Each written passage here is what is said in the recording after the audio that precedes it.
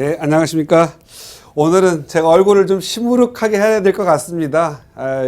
부동산 경제에 대한 어떤 침체가 결국은 서민 경제의 침체까지 지금 현재 거의 이루고 있는 듯한 분위기입니다. 시장에서는 인건비의 상승으로 인해서 자영업자가 지금 현재 많이 어렵고 폐업을 하고 있다고 합니다. 창업을 하려고 한다고 물어보면은 요즘 너 미쳤니? 라고 물어볼 정도로 현재 시장 상황이 안 좋아지고 있다, 이렇게 보실 거 될 것 같고요. 부동산 경기도 침체가 됐지만 이제 주식 시장까지도 같이 지금 총체적으로 좀 어려워진 듯 합니다. 우리는 지금을 많이 이제 예의주시해야 될 시기인 것 같아요. 그래서 지금과 같은 경우에는 어떠한 무리한 투자 이런 거보다는 시장을 관망하면서 어떤 게 최적의 기회인지를 찾아야 되는 시기인 것 같습니다. 자, 오늘 또 여러분들은 시장의 기회를 어떻게 봐야 될 것인가, 그리고 나는 갖고 있는 내 부동산을 어떻게 해야 할 것인가를 많이 고민하는 시기인 것 같습니다. 지금 전화 주시면 열심히 부지런하게 상담해 드리도록 하겠습니다. 네, 요즘 시장 분위기가 좋지만은 않습니다. 특히 아파트 시장이 많이 침체되어 있는 상황인데요. 그렇다면 현 시점에서 어떤 물건에 투자하면 좋을지, 또 어떤 방법으로 투자하면 좋을지 꼬꼬박사 강의를 통해서 비법 알려주신다고 하거든요. 대표님, 오늘도 부탁드릴게요.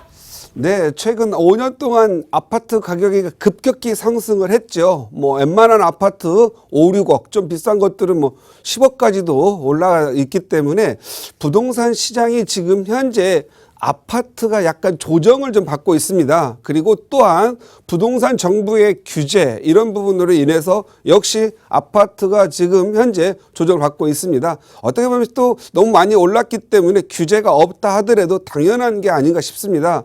그런데 이제 아파트가 많이 올라 있다 보니까 요즘 여기저기에서 빌라에 대한 관심이 많이 늘어났고 또 오피스텔에 대한 관심이 좀 늘어난 것 같습니다. 왜냐하면 아파트는 너무 올랐으니까 투자는 안 할 수도 없고 그냥 은행보다는 좀 더 나은 은행 금리보다는 좀 더 나은 지역을 좀 찾아보는 그런 성향이 좀 많이 있는 것 같습니다. 그래서 일제히 많은 분들이 빌라 투자를 또 권하지요. 또 만약 시장이 또 권하면 또 시장이 또 움직일 수밖에 없는 것 같습니다. 그런데 빌라에 대해서 우리가 시장을 좀 잘못 이해하고 빌라에 대해서 좀 폄훼하는 그런 분위기가 좀 많이 있는데요. 오늘은 제목을 이렇게 한번 잡아봤습니다. 부동산 투자.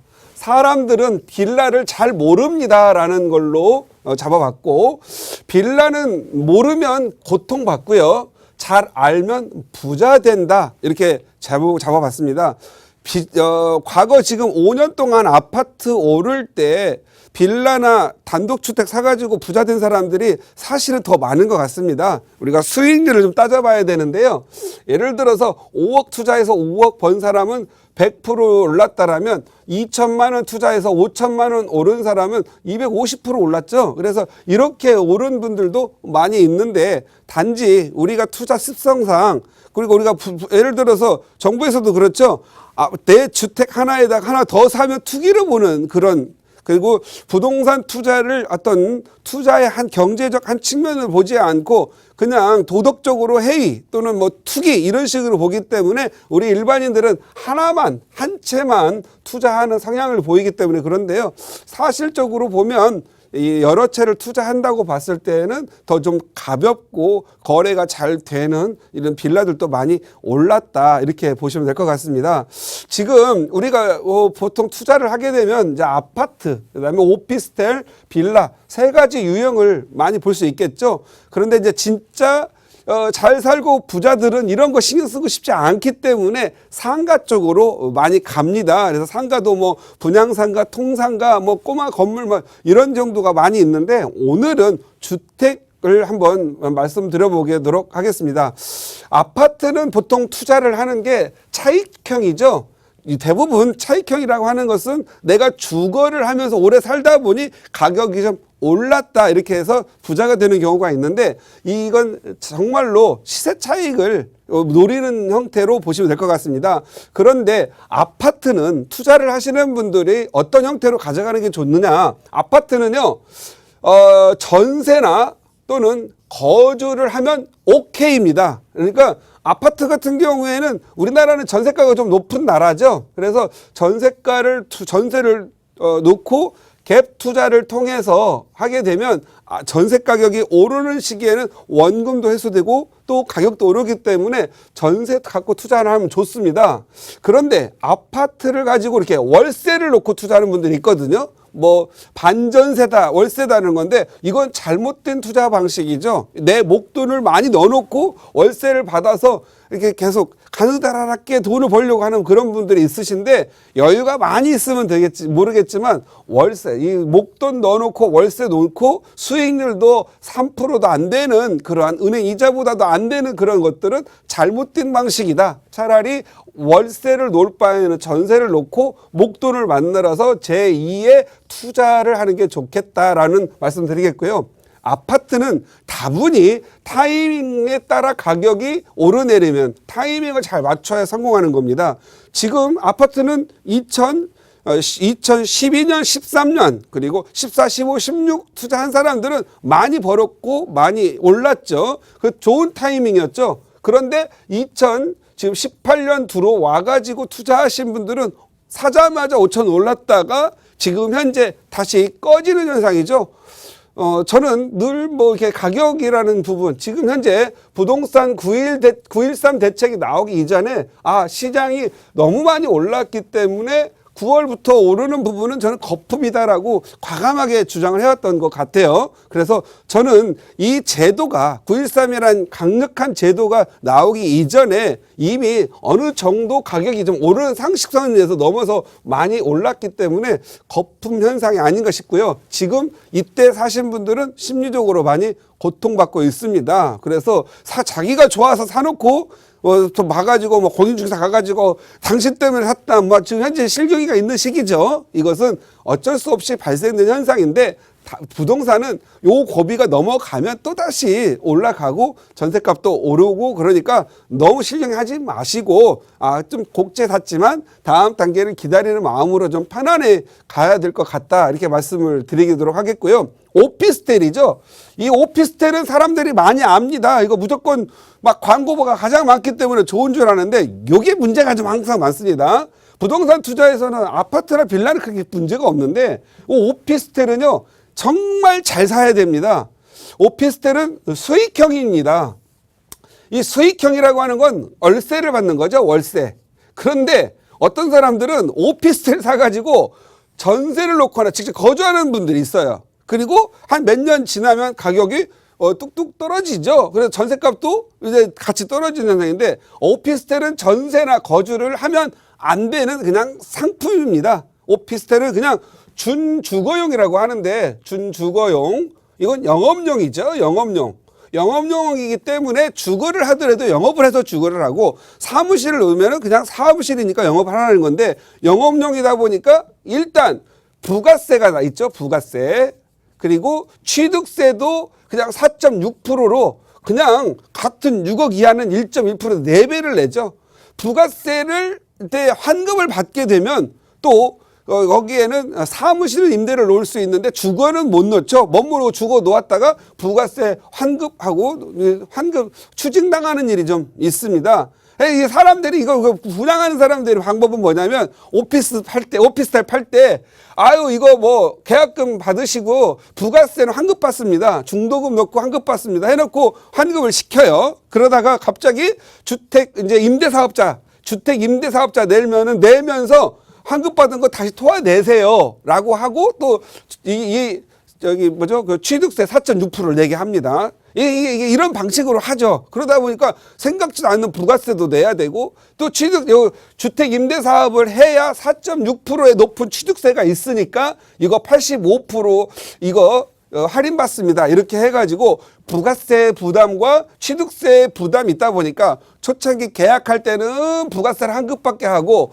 잔금할 때는 요 취득세가 부담이 되니까 부가세를 내게 하고 취득세를 85% 감면하라 가지고 뭐 도찐 개찐인데 조삼모사하는 그런 제품이죠 이게. 그래서 아주 근데 그나마 또 전세 오피스 해가지고 월세를 받으면 오케이예요. 그런데 이걸 또 전세 놓고 살아요. 이것도 나는 직접 거주하고 있어요. 이건 아니다라는 거죠. 오피스텔은요, 작은 영역 안에서 작은 지분으로 이 전용 면적을 높여가지고 팔기 때문에 나중에 한 10년, 15년, 16년 지나가면 오피스텔은 가격 하락이 일어납니다. 그래서 오피스텔은요, 어떤 분들에게 좋냐면 그 어르신들 이런 분들이 은퇴하고 연금 없을 때 이거 막 받아가지고 월세 받아서 쓰는 분들이 좋아요. 그리고 가격만 떨어지지만 않고 단 뭐 4천이도 5천이도 올라 있으면 그런 좋은 상품이죠. 그런 상품을 가지고 해야 되는데 이런 것들은 주로 이런 좋은 오피스텔은 주로 상업지역 내에서 만들어지고 공급되죠. 그 다음에 또 있어요. 준주거 지역도 괜찮습니다. 준주거 지역. 준주거는 그래도 꿈이라도 있어요. 상업지역은 다 월세 받아먹고 오래되면 땅집이 너무 작아서 그냥 이것은 땅 한 평도 안 되는 경우가 많죠. 그러니까 상업지역은 가격이 떨어지는데 준주거는 다시 상업지역으로 업그레이드 되면서 땅 지분이 높으니까 또 다시 지을 수 있죠. 그런데 이 상업지역에서 해놓고 월세로 목적을 달성하면 되는데 오피스에 잘못 투자하면 손해가 나요. 오히려 뭐 월세가 뭐 3%라든가 이렇게 금리보다 낮게 나오거나 또 예를 들어서 임차인이 없어가지고 공실로 가거나 그렇게 해서 3년 4년 보내고 나면은요 되게 슬픕니다. 우울하고 아 내가 그때 투자할 때 다른 데 투자했었으면 돈 벌 텐데 왜 하필이면 내가 오피스텔 사가지고 고생을 했나 이러는데 오피스텔은요 그냥 이렇게 딱 터놓고 말씀드리죠. 그냥 도심이 우리 서울에 3개 있죠. 그 다음에 부도심 3개 있죠. 뭐 도심 하면은 여기 광화문 도심, 원래 한양 도성 도심, 강남 그리고 영등포 도심이죠. 오피스텔 좋습니다. 인력 임차인들도 많고 일자리 많습니다. 부도심 저쪽에 왕십리 그다음에 용산 상암동 이거 좋죠. 여기도 임차 잘 나갑니다. 그리고 미래도 좀 있고요. 그래서 각 오피스텔도 뭐 2, 3천이라도 오릅니다. 월세도 잘 나가고. 그런데 나머지 지역을 할 때 특히 서울 외곽이라든가 이런 데 일자리도 없는 데 가가지고 이거 보증금 500에 50 받고 30, 40 받고 이런 것들은 오히려 더 손실이 난다. 이런 생각을 하셔서 오피스텔은 좀 생각을 많이 해볼 필요가 있습니다. 빌라는 차익형도 되고 수익형도 됩니다. 다만 이렇게 세모를 넣어서 세모. 동그라미는 아주 좋은 거, X는 나쁜 거잖아요. 근데 얘는 세모 중간이에요. 빌라는 차익형도 되고 수익형도 되기 때문에 이것은 중간중간 유지만 잘하면은 돈 좀 벌 수 있는 그런 부분이죠. 그런데 빌라를 사실 때에는요, 기준이 명확하게 있어야 돼요. 이런 지역 가면은 돈을 벌고 이런 지역 가면 돈을 못 법니다. 그게 뭐냐면 33평형대 아파트의 기준 가격 과거에는 한 7억이었는데 요즘 많이 올랐기 때문에 아파트 가격이 많이 올랐죠. 그래서 적어도 33평형 100제곱미터대의 아파트가 8억 이상인 지역의 인근에 사야 돼요. 8억 이상인 지역이면 8억에서 한 15억 정도 되겠죠. 20억이면 더 좋고요.